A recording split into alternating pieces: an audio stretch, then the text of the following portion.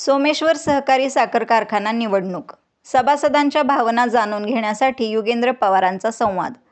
बारामती सोमेश्वर सहकारी साखर कारखान्याच्या आगामी निवडणुकीच्या पार्श्वभूमीवर राष्ट्रवादी काँग्रेस, शरदचंद्र पवार पक्षाचे युवा नेते युगेंद्र पवार यांनी बारामतीच्या पश्चिम भागातील कार्यकर्ते आणि सभासदांशी संवाद साधत प्राथमिक आढावा घेतला. निवडणुकीचे वेळापत्रक जाहीर झाल्यानंतर सभासदांच्या भावना, अपेक्षा आणि मत जाणून घेण्यासाठी ही बैठक आयोजित करण्यात आल्याचे युगेंद्र पवार यांनी सांगितले.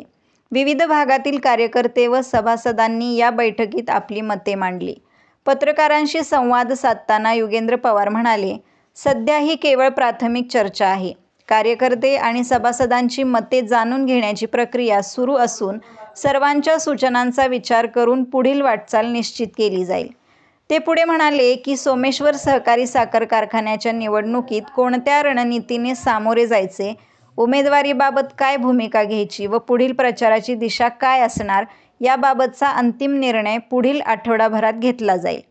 या बैठकीमुळे सोमेश्वर सहकारी साखर कारखान्याच्या आगामी निवडणुकीच्या हालचालींना वेग आला असून पुढील काही दिवसात राजकीय घडामोडींना आणखी गती मिळण्याची शक्यता व्यक्त केली जात आहे. अशाच नवनवीन बातम्या पाहण्यासाठी बारामती वार्तापत्र चॅनलला लाईक करा, शेअर करा, सबस्क्राईब करा आणि बेल आयकॉन प्रेस करा.